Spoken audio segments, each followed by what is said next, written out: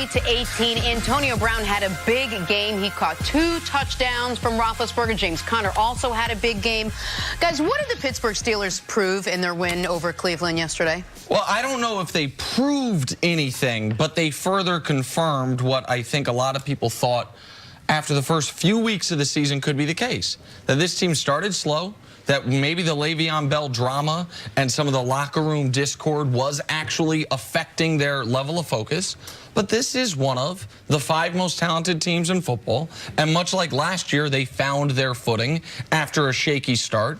And much like last year, the same thing. In-house problems, in-house drama. And last year, the same thing as this year. They just worked itself out. And as often the case in the NFL, talent's going to win out. It's going to take an enormous amount of discord or awful injury or really incompetent coaching, none of which the Steelers have had, to undermine a team that has Ben Roethlisberger, that has Antonio Brown, and has at least a handful of playmakers on defense that we've seen in the past, particularly on their front, play at a high level in this league. Like, the only thing that's been surprising to me about the Steelers, is James Conner doing this repeatedly. Well, that's what Jenna was talking about when she said, what did they prove? No, they didn't prove anything as a team, but they did prove something as far as James Conner, and he can replace L. Bell and the overall productivity. Not only rushing the football over 140 yards, but the pass receiving yards coming out of the backfield. So what did I get from this, Jenna? The Pittsburgh Steelers, they can get that same type of productivity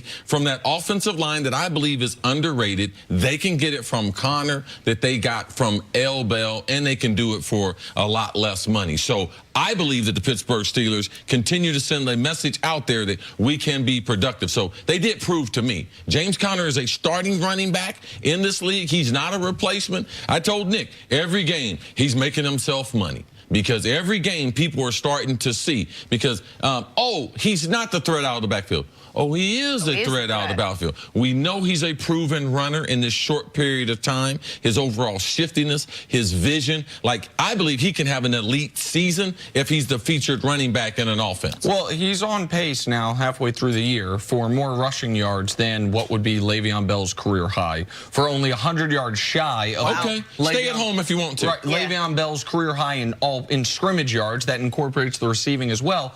You're saying he's making himself money. Well, I'm curious about this.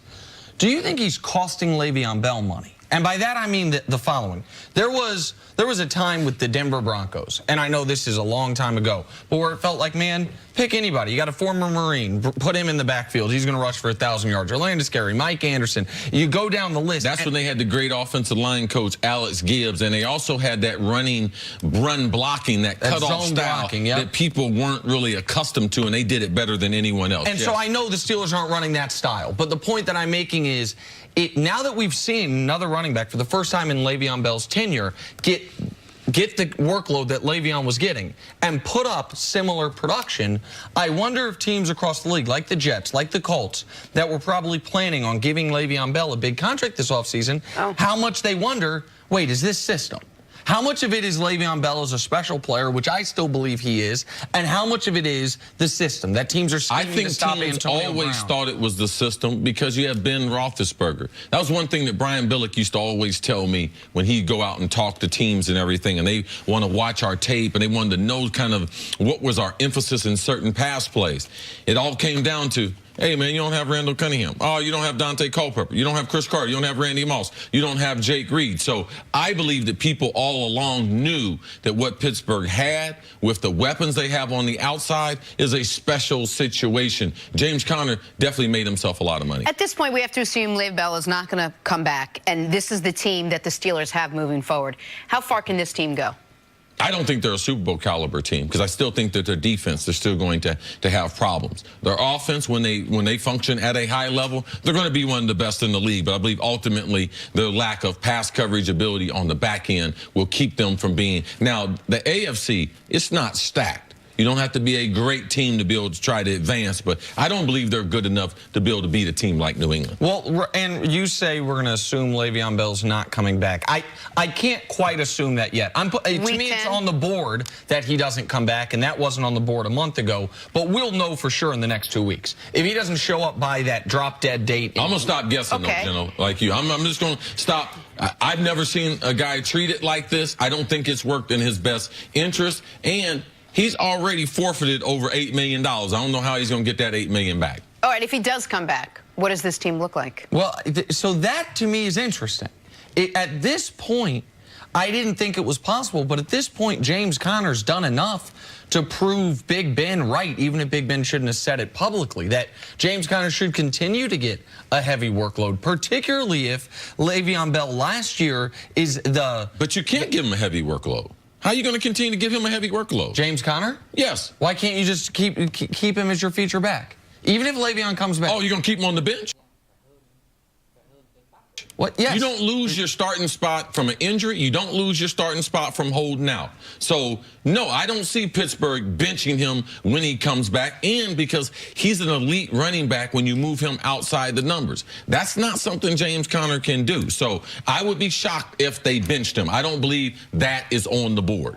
All right, let's talk on the other side with the Cleveland Browns. They themselves, I mean, it was the Steelers who were having all this in-house drama. Now it looks like the Browns are having some coaching drama as well. There's some talk about coaches may go if they continue losing, play calling duties swirling about. What do you think about what you saw from the Browns yesterday? Baker also did not have his best. I think 1 week from today they're going to fire Hugh Jackson. That's what I think.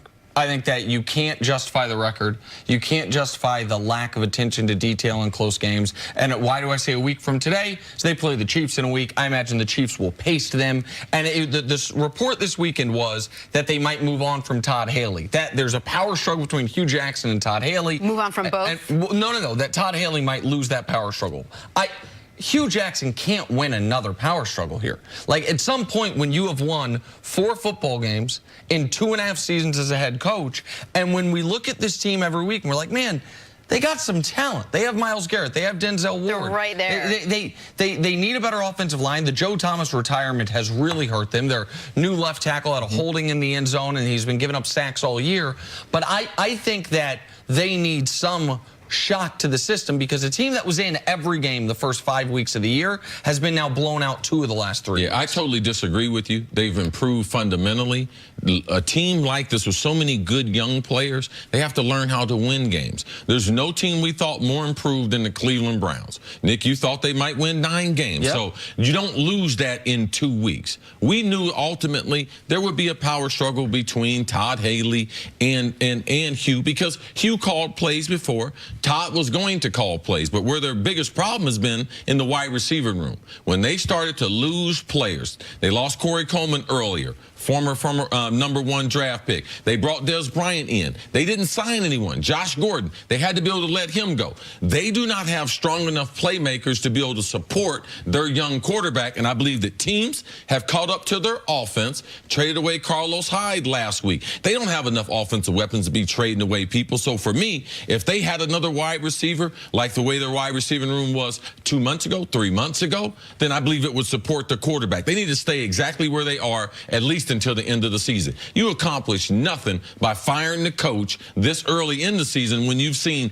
so much improvement in so many of the young players. Can you guys explain play calling to me? Who should be calling plays? Is it whoever the quarterback feels most comfortable with? Is it who has the most offensive history, success? They brought it, if you're not going to let Todd Haley call plays, then why'd you bring him in 6 months ago? John Dorsey brought in Todd Haley to call plays, and I think he brought him in case they do fire Hugh Jackson, that they have an interim coach who's been a head coach before. They had Greg Williams there already, but given Greg Williams' history with the NFLC, I don't think they can make him even interim head coach. But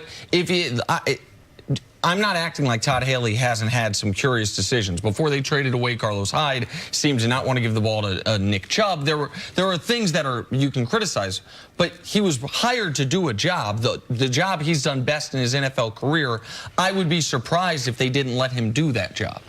All right, let's talk a little Chiefs now. They improved to 7-1, beating the Broncos 30-23. Pat Mahomes, another great afternoon, threw 303 yards, 4 touchdowns. Pat Mahomes now has 26 touchdowns in 8 games this year. He's just having an just don't ask Mangini, but he's having an unbelievable year. What did you take away from the Chiefs win yesterday? This is the 3rd time, they've played the Broncos since Pat Mahomes took over started. They played them in Week 17 last year, and people say, oh, Broncos rested their starters. No, they didn't. Von Miller was out there. Their starting defense was out there. He played well in that game.